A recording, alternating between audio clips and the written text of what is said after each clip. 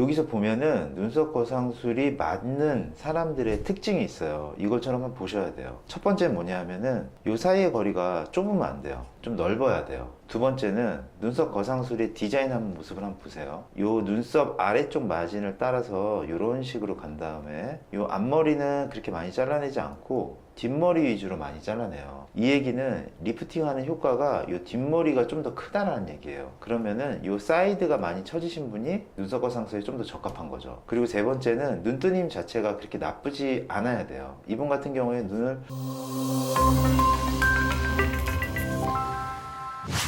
안녕하세요. 32세 여성입니다. 평소 피곤하다는 말을 많이 듣고 눈썹으로 눈을 뜹니다. 힘을 안 주면 눈을 떠도 시야가 답답하고 눈꺼풀이 무겁게 느껴져요. 눈썹 아래 절개 수술 방법에 대해서 궁금합니다. 말씀하신 대로가 맞네요. 여기가 지금 자꾸 덮여 내려오고 있어요. 보니까 늘어진 피부가 상당히 있으신 것 같아요. 여기에 보면은 꺼져 있는 거 보이시죠? 이 얘기 뭐냐 하면은 지방이 많이 없다는 얘기예요. 이 피부가 그만큼 더 아래로 처진다는 얘기랑 비슷한 얘기가 될 수가 있어요.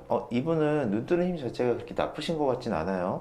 여기가 만약에 눈뜨는 힘이 나빴다면은 이 테두리가 아마 한 이런 식으로 이렇게 내려와 있을 텐데 심각한 안검하수가 있지는 않겠다, 이런 생각을 좀 할 수 있을 것 같아요. 그리고 확실히 눈썹을 치켜 뜨시는 습관? 버릇 같은 게 있으신 것 같아요. 보면은 요 사이의 거리도 되게 넓네요. 옆 사진 봤더니 그래도 심한 함몰 같은 게 있는 것 같아 보이진 않아요. 그리고 여기에 피부가 아까 제가 얘기한 것처럼 이렇게 덮여 내려오고 있는 모습이 좀 보이고 있죠. 그리고 지방이 거의 없다라는 게 확실하게 드러나죠. 그리고 여기서 보면은 약간 겹주름 같은 것들이 약간 느껴져요. 역시나 해서 봤더니 힘을 주고 뜨셨을 때 그때 보면은 이미 겹주름이 지고 있어요.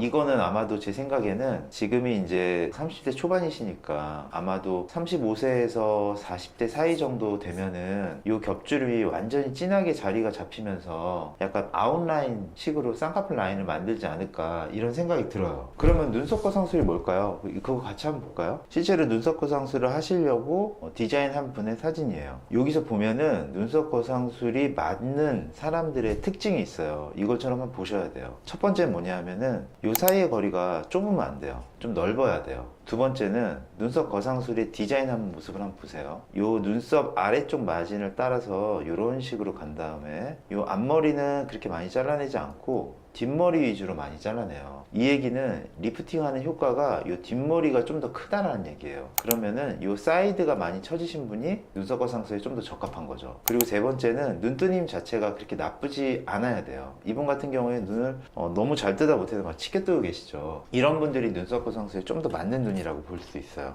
눈썹 거상술 하면은 바로 이런 식으로 잘라내기 때문에 실제적으로 여기에 있는 피부를 없애고요. 그리고 그 아래에 있는 근육 일부를 제거를 하고요. 그리고 여기에 있는 상황에 따라서 여기에 있는 안으로 들어가 가지고 여기 안에 있는 이 지방을 좀 제거하기도 하고요. 아니면 요 근육을 요 아래로 보내 가지고 요 꺼져 있는 부분을 메꿔 주기도 하고요. 그리고 리프팅, 좀 강한 리프팅이 필요하다고 생각이 들면은 요 근육을 당겨 가지고 여기 뼈막이라고 하는 눈썹뼈의 뼈 껍데기, 껍질에다가 고정하기도 해요. 그렇게 되면은 결국 나중에 흉터가 이런 식으로 눈썹 아래 마지를 따라서 흉터가 남게 돼요. 이런 식으로 남게 되죠. 물론 이분은 쌍꺼풀 라인도 같이 잡긴 했어요. 좀 복잡하긴 해요. 뭐 눈매교 정도 하고 막 지방도 돌리고 막 이렇게 했어요. 근데 이제 중요한 건 우리 여기니까 여기만 보시면 돼요. 여기 보면은 이런 식으로, 그쵸? 이런 식으로 절개한 흉터가 보이고 꼬맨 게 보이죠.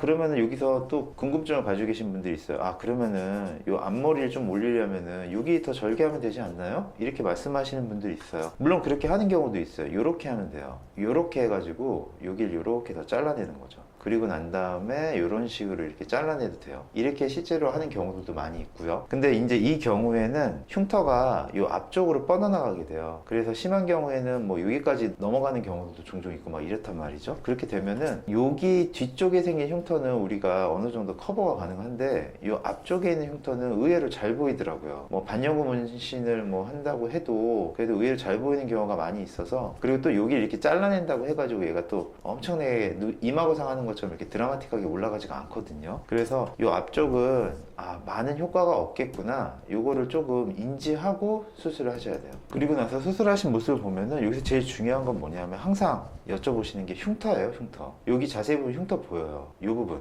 요거 보이시죠? 여기 요거 다 흉터예요. 여기도 흉터가 있어요. 근데 안 보이는 것 뿐이에요. 왜냐하면은 이분은 반영구 문신이나 눈썹 화장을 하셨기 때문에 아까 그 수술 사진에서 보여드린 것처럼 이런 식으로 눈썹 아래쪽 마진 따라가지고 절개를 하기 때문에 반영구 문신이나 이런 걸로 약간 좀 커버를 하는 거죠. 이렇게 놓고 보면은 눈썹 밑 거상 주된 포인트가 어딘지 확실하게 알 수가 있어요. 요거는 어차피 쌍꺼풀 잡은 거기 때문에 눈썹 밑 거상하고는 아무 상관이 없어요. 진짜 우리가 봐야 될 부분은 어디냐면은 바로 여기에요. 바로 요 사이드. 이 사이드 요 부분을 올리는데 눈썹 밑 거상이 좀 더 좋다라는 거죠. 정확하게 얘기하면은 한 요 정도 부분이 되겠네요. 요거를 올리는데 눈썹 밑 거상이 조금 더 확실하다는 거죠. 또 하나 생각하셔야 될 거는 이분이 자세히 보면은 수술하기 전에 이렇게 겹이 있었어요. 겹주름이. 눈썹 밑 거상을 하면은 얘를 리프팅 시키는 거기 때문에 이렇게 되잖아요. 이 눈썹 밑 거상이 겹을 해결해 주진 못해요. 뭐 물론 막 여기 근육을 일로 보낸다라든지 뭐 이런 식을 해가지고 어느 정도 완화는 시킬 수는 있겠지만 그거는 확실한 게 아니에요. 이분이 겹이 없어진 거는 좀 더 자세하게 얘기하면은 이 절개 쌍꺼풀을 하면서 여기에 있는 지방을 이쪽으로 이렇게 끌어다 옮겨가지고 지방 재배치를 하고 그 안에 유착을 풀었기 때문에 겹이 없어진 거예요. 이 눈썹 밑 거상으로 겹이 없어진다고 생각하시면 안 되죠. 오히려 이 겹주름이 있으신 분들이 눈썹 밑 거상 이렇게 하게 된다면은